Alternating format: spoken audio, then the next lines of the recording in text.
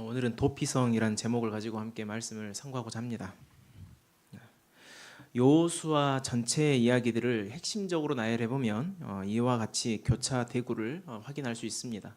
가에 요단강을 건너는 사건으로 시작되고 여호수아는 마지막에 요단강을 건너는 또 사건으로 끝나게 됩니다. 그리고 중간중간에 매우 중요한 사건들을 언급하고 있는데 할례와 유월절, 그리고 도피성을 설치하는 이야기, 오늘 본문 이야기입니다. 그리고 나머지 이제 가운데 채워져 있는 것들이 가나안 일부 정복 전쟁들, 그리고 지파별로 땅을 분배하는 이야기가 이렇게 짝을 이루고 있습니다.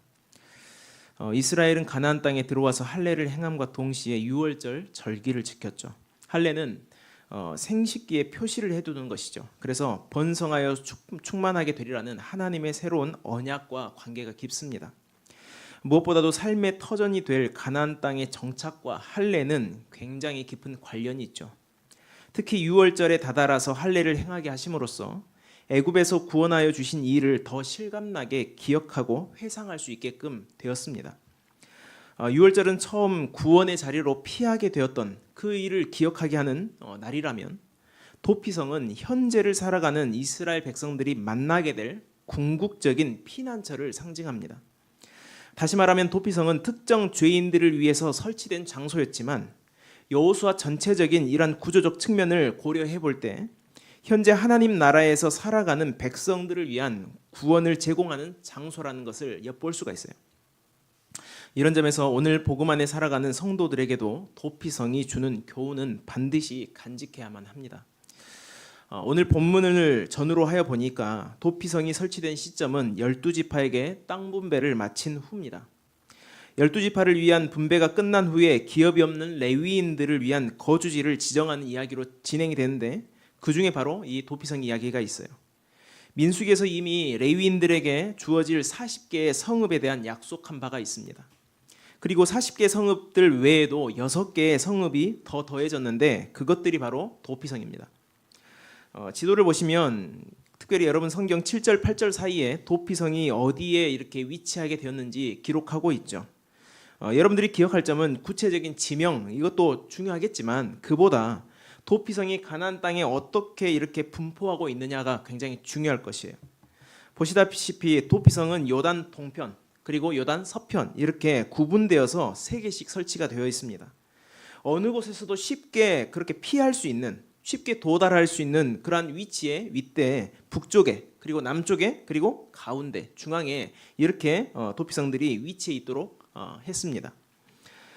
그래서 예루살렘 단 한 곳에 있었던 성전과는 확연히 다르게 도피성은 곳곳에 분포해 있었고 원하면 쉽게 들어갈 수 있는 그러한 지리적 위치를 가지고 있죠.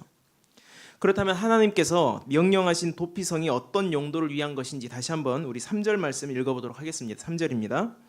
부지 중에 실수로 사람을 죽인 자를 그리로 도망하게 하라. 이는 너희를 위해 피의 보복자를 피할 곳이니라. 아멘. 살인자가 무방비로 보복당하지 않게 하려는 목적에서 도피성이 설치되었다고 말하고 있죠. 살인자를 노리는 사람에 대해서 피의 보복자라는 표현을 쓰고 있어요. 이는 피값을 요구하는 그러한 사람을 가리킵니다. 당시는 오늘날처럼 세부적인 법치가 완비되어 있지 못했던 시대예요. 그래서 단지 법이라고 할 때 가장 강력하게 적용되었던 것은 받은 대로 되돌려주는 동해 배상법이라고 할 수 있습니다. 모세법에도 언급된 바가 있는데 눈에는 눈, 이에는 이, 바로 이것을 동해 배상법이라고 표현을 해요. 그런데 바벨로니아 일대 왕조였던 중에 한 명이었던 함무랍이라는 사람도 법전을 만들어 세웠는데, 이것이 바로 그 법전입니다. 함무랍이 법전이라는 것인데, 거기에서도 눈에는 눈, 이에는 이가 기록이 되어 있어요. 이 말은 동해 배상법은 당시 고대 근동에서 일반화가 되었던 그런 법조 제도였다는 뜻입니다. 이 법조대로라면 생명에 대한 값은 오직 생명을 빼앗는 방식을 통해서만 그것을 지불할 수 있다. 그렇게 이해하시면 좋겠어요. 이유야 어찌됐건 간에 살인자에게는 결코 용서가 주어질 수 없는 것이 당시 일반화된 상황입니다. 살인죄에 대해서는 법의 집행이라는 것 자체가 무의미했어요. 왜냐하면 피해 보복자가 살인자를 발견해서 그 자리에서 죽여버리면 그 사건은 종료되기 때문에 그렇습니다. 이 같은 처리에 대해서 누구도 책임을 묻지 않았어요. 살인은 그냥 넘어갈 수 없을 뿐더러 또 대대로 원한 관계를 만들 수 있죠. 그렇기 때문에 생명을 빼앗는 것이 마땅해 보였습니다. 하지만 이 같은 일에도 간혹 억울한 일들이 존재하기 마련이겠죠. 실수로 사람을 죽이거나 때로는 사고였는데 정황상 살인의 죄를 뒤집어 쓰는 그런 경우들도 만날 수 있는 것이죠. 그런데 사적으로 이런 살인죄를 응징해 버리도록 내버려 두면 억울함이 있어도 호소할 방법이 없는 것이에요. 신명기 19장에 보면 부지 중에 실수로 살해한 경우에 대한 한 가지 예증을 줍니다. 어떤 두 사람이 있었어요. 그 사람이 나무를 벌목하기 위해서 도끼를 들고 도끼를 휘두르고 있었습니다. 그런데 그러다 한 사람의 도끼에서 도끼 자루가 빠져서 날아가가지고 옆에 있는 사람을 맞춰버린 거예요. 그래서 그 사람이 그 도끼자리에 맞아서 죽어버렸습니다. 이 둘 사이에는 어떤 원한도 미움도 없었어요.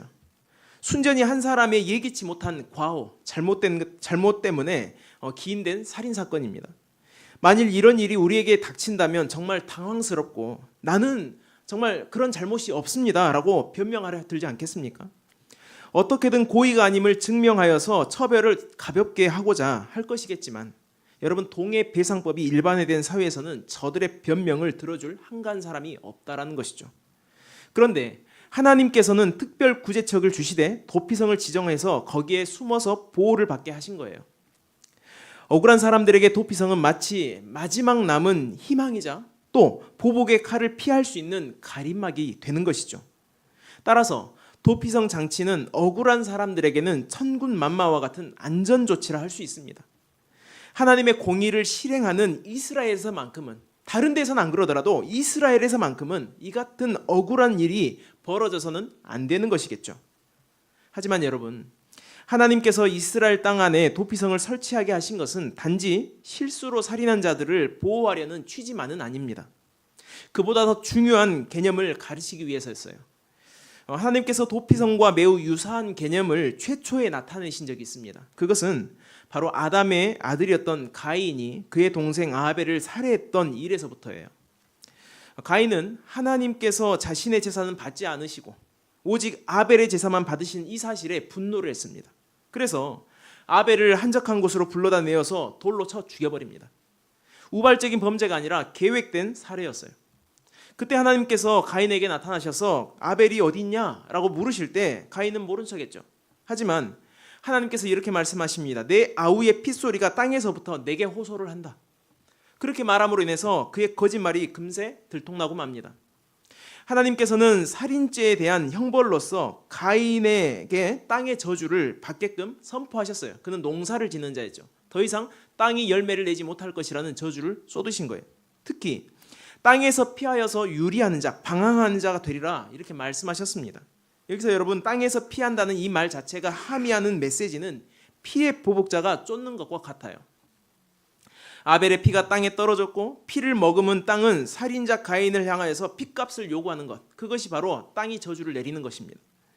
가인이 자신의 피를 요구하는 땅의 보복자로부터 도망쳐야 하는 그런 입장이 된 것이죠.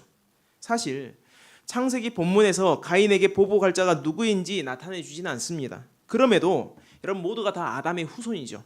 형제를 죽인 원수입니다. 그렇기 때문에 가인을 만나는 누구라도 그를 죽이려 하지 않겠습니까? 그래서 가인은 하나님께 선처를 구하죠. 자신을 만나는 모든 사람들이 자신을 죽이려 할 텐데 저에게 이 형벌이 너무 무겁습니다.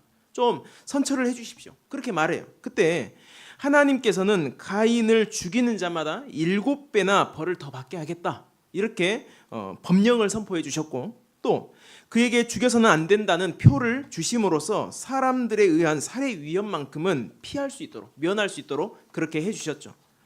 여러분, 가인은 고의적으로 살인을 저지른 흉악 범죄자입니다. 그죠? 그에게는 마땅히 피할 권리가 주어져서는 안 돼요. 인권이란 것 자체가 사실 인정돼서는 안 되는 것이죠.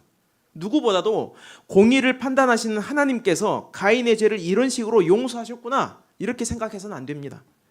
보복적 살인에서 벗어나게 할 표를 가인에게 주신 데에는 분명한 의도가 있어요. 하나님의 이 같은 대처 방식은 생명에 대한 권리가 사람에게 전혀 없다라는 것을 나타내기 위함입니다. 하나님께서 위임하신 그런 사람들, 왕이라든지 재판관, 이런 사람들이 아닌 이상 누구도 임의적으로 생명의 값을 물어서는 안 되는 것이에요. 오직 생명에 대한 심판권은 하나님께만 있는 것입니다. 따라서 하나님께서는 당신의 권한을 남용할 자들을 향하여서 살인자에게 주어질 형벌보다 훨씬 무거운 형벌, 바로 7배의 형벌, 이 7이라는 숫자는 완전의 숫자잖아요. 그러니까 그만큼의 형벌이 부과되게끔 경고하신 거예요. 이 말은 살인을 저지른 가인의 죄도 크지만 그보다도 하나님이 주신 표를 무시하고 임의대로 보복하는 자의 그 죄가 훨씬 더 무겁다라는 것을 지금 나타내주고 있는 거예요. 하나님의 권한은 어떠한 경우라도 남용할 수 없고 침해될 수 없습니다. 바로 이 사실이 도피성을 이스라엘 중에 설치하도록 하신 하나님의 첫 번째 의도였어요. 도피성 규례의 원천은 바로 생명에 대한 권한이 하나님께만 있음을 나타내기 위함이었습니다. 하나님의 나라 백성인 이스라엘은 이러한 하나님의 원칙을 철저히 지켜야만 하는 것이죠. 반드시 왕이신 하나님의 법에 따라 그의 의가 세워져 가는 것, 그것이 바로 그의 나라입니다. 하나님의 왕국에서는 하나님보다 앞서는 일들이 일어나서는 안 돼요. 도피성을 설치함을 통하여서 생명의 주권이 오직 하나님께만 있음을 나타내고자 하셨던 겁니다. 그리고 살인자가 도피성으로 피하러 온 이상 하나님께서는 그를 피해 보복자에게 절대로 내어줘서는 안 될 것을 명령하세요. 여호수아 20장 5절 상반절에 보니까 이렇게 말하고 있죠. 피해 보복자가 그의 뒤를 따라온다 할지라도 그들은 그 살인자들 차를 그의 손에 내어주지 말지니. 그죠? 절대로 내줘서는 안 된다라는 거죠. 분명히 피해 보복자는 내가 지금 억울하게 죽임을 당했습니다. 우리 가족이 억울하게 죽임을 당했습니다. 제발 좀 내주십시오. 아마 가슴이 감동할 정도로 그렇게 말을 했을 것이, 호소를 했을 것이. 그럼에도 불구하고 안 된다라는 것이죠. 얼마나 철저하게 살인자의 이 생명이라도 개인이 함부로 다룰 수 없는지를 보여주시고자 이렇게 말씀하신 거죠. 예수님께서도 하나님 나라에 대해서 가르치실 때 내 형제를 판단하지 말라 강하게 경고하셨습니다. 이 판단하고 형제를 욕하는 것이 얼마나 큰 죄인지 라가라 하는 자는 지옥불에 던져진다라고 말씀까지 하셨죠. 라가라는 것은 바보, 멍청이 이런 뜻입니다. 반드시 하나님은 월권을 행한 자들의 죄를 모른 채 하지 않으실 거예요. 여러분, 엄밀히 이 문제는 생명에 대해서만이 아니라 모든 상황 속에 적용이 될 만한 굉장히 중요한 원리이기도 합니다. 하나님의 판단보다 앞서는 그런 사람들의 모든 말과 행동, 이것도 역시 큰 죄가 될 수 있다는 것을 경고하고 있는 거예요. 하나님 없이 내리는 우리의 모든 결정들, 이것들도 역시 주권자이신 하나님을 밀쳐놓는 월권이에요. 우리가 저지를 수 있는 여러 가지 죄악들 중에서 하나님을 인정하지 않는 죄가 가장 크다고 저는 생각합니다. 특별히 하나님을 모르는 죄, 여러분 얼마나 큽니까? 오늘 우리도 하나님의 왕국에서 살아가는 사람들이에요.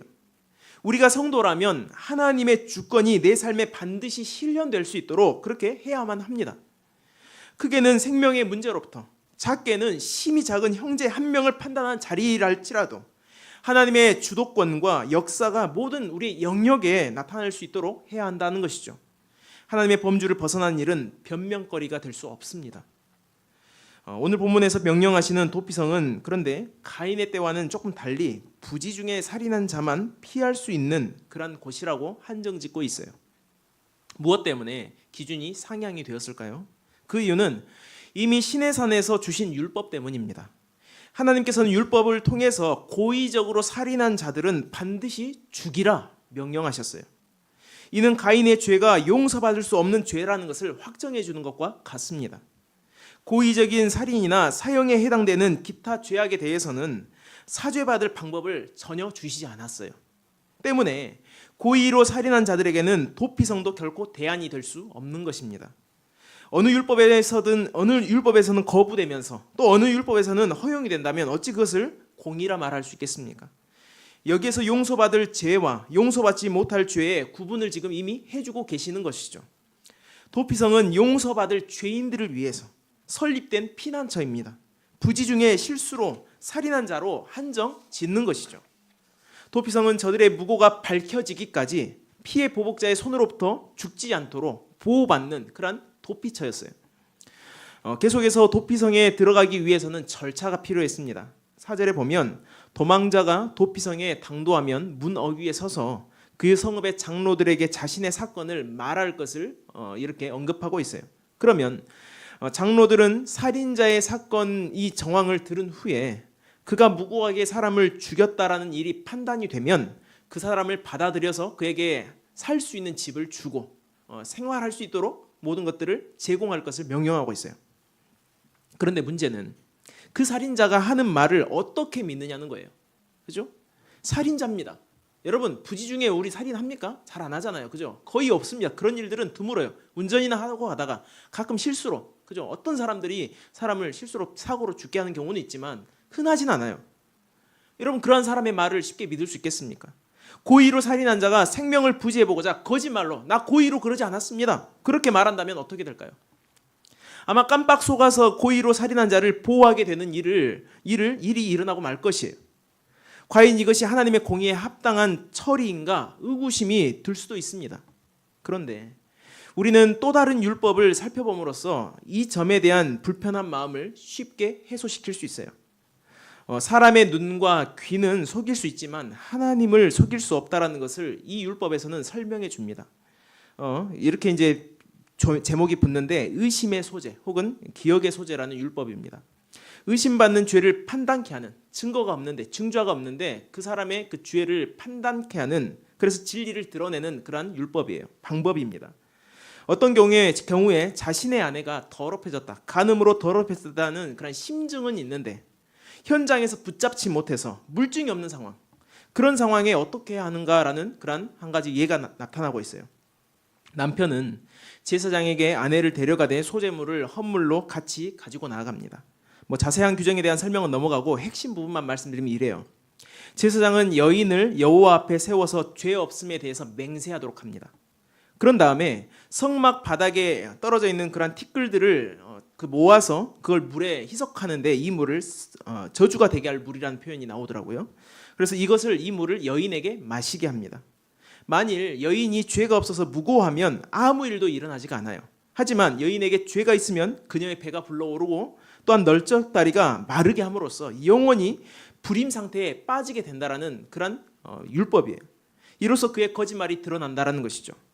진실을 가려내는 방식 자체가 굉장히 좀 낯설긴 하지만 여기서 중요한 점은 은밀히 감추어진 죄라도 하나님 앞에서는 결코 감출 수도 없고 피할 수도 없고 비켜갈 수도 없다라는 것을 보여주고 있는 겁니다.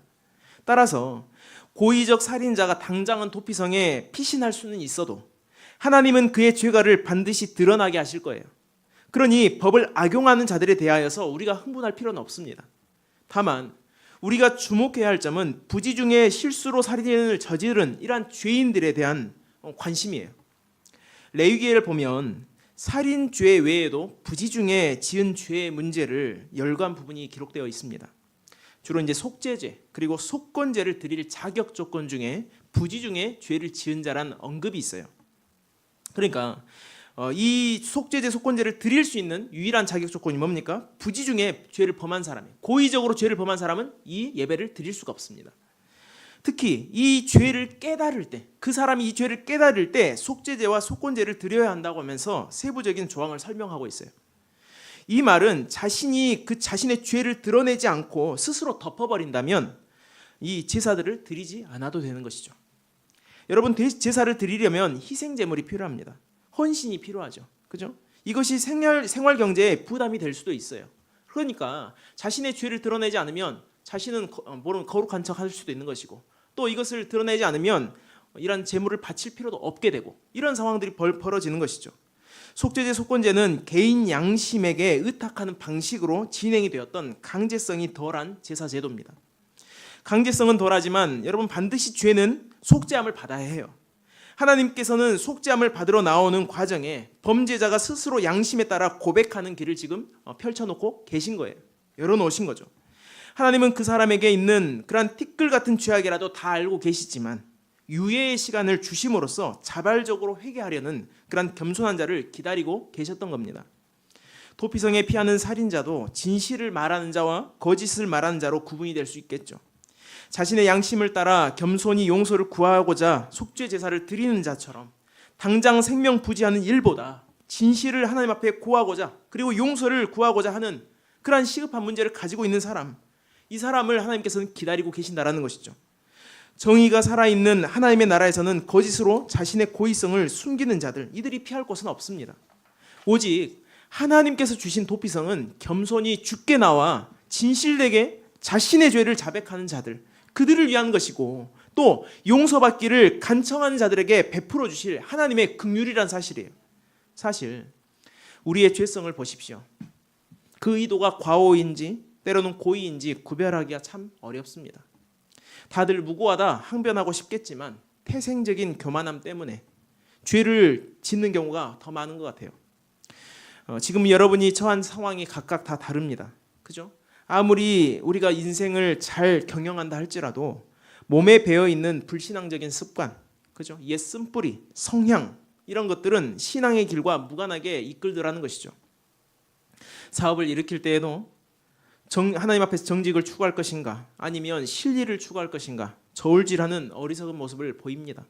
또 직장에서도 상사의 비율을 맞추면서 진급을 고민할 것인가 아니면 성실히 일하면서 필요할 때 할 말을 할 것인가 이런 부분에서 고민도 합니다.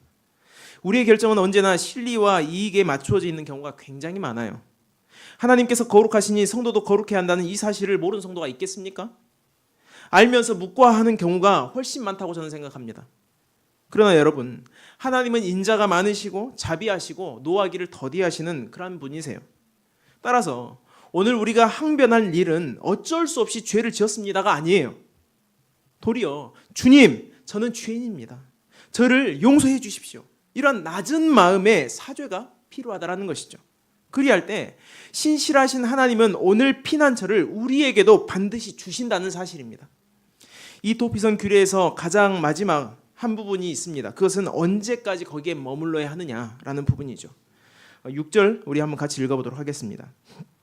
시작. 그 살인자는 회중 앞에 서서 재판을 받기까지 또는 그 당시 대제사장이 죽기까지 그 성읍에 거주하다가 그 후에 그 살인자는 그 성읍 곧 자기가 도망하여 나온 자기 성읍 자기 집으로 돌아갈지니라 하라 하시니라. 아멘. 도피성에서 나가서 안전할 수 있는 두 가지 조건을 말씀하고 있죠. 나갈 수 있는 방법을 말씀하고 있어요. 하나는 재판을 받기까지, 그래서 그 재판이 종결이 되기까지, 그리고 또 한 가지는 당시에 진례하던 이 대제사장이 죽기까지, 그때까지 도피성에 머물러야 할 것을 가르치고 있어요. 사실 이 두 조건들 다 고려해 보면 이 도망자가 도피성을 나갈 확률이 굉장히 낮습니다. 돌아갈 수 있는 조항이 있지만 생명의 안전을 위한다면 살인자는 그냥 그 도피성에 계속 사는 편이 훨씬 낫습니다. 갇혀 사는 것 같아서 답답하지 않겠는가 생각하겠지만 그곳은 감옥이 아니에요. 삶의 터전이죠. 성 안에 있으면 삶에 필요한 모든 것들을 자급자족으로 공급할 수가 있습니다. 농사도 지을 수 있고 사고 팔 수도 있는 것이죠. 당시 세상이 무법천지에 가까웠던 것을 비추어 볼 때 차라리 안전이 보장된 곳에서 지내는 편이 훨씬 복된 일이라 생각합니다. 주님의 보호가 보장된 곳, 바로 그곳이 겸손한 죄인들의 안전한 나라가 되는 것이죠. 만일 여러분이 하나님 앞에서 주님, 저를 용서해 주십시오, 이렇게 겸손하게 간청하고자 나왔다면 도피성의 은혜가 지금 여러분들의 것입니다. 하지만 어쩔 수 없이 지금 이 자리에 있습니다.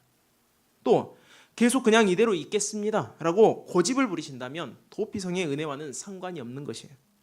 다친 마음은 고의적 동기가 되는 것입니다. 그죠? 제가 살폈던 것처럼 우리의 죄질이 고의인지 과오인지 구분하기가 어려워요. 그러나 어디에서 이것이 고의적인 것이 밝혀지냐면 바로 다친 마음, 하나님 앞에 강팍한 마음, 이 마음이 고의의 동기가 되는 것이에요. 그래서 하나님의 자비와 은혜가 주어지지 않게 되는 것입니다. 제가 초등학생 때 오락실에 빠져서 지낸 적이 있습니다. 요새는 이제 컴퓨터가 많이 발달돼서 그렇지만 오락실이 아주 잘 나갈 때였죠. 아버지께서는 택시를 하십니다. 그래서 차 안에는 항상 동전이 많았어요. 그래서 오락실에 가고 싶은데 돈을 달라고 이렇게 할 수가 없더라고요. 마음에 양심이 찔려서. 그래서 꾀를 부렸습니다. 아버지, 차가 좀 더럽네요. 제가 차를 좀 닦아드릴게요. 초등학교 때. 그래서 차키를 빌리고, 또 차에 창문이 열려 있어요. 누가 뭐 돈 가져가면 어떡하겠어요. 제가 가져갔는데, 그죠?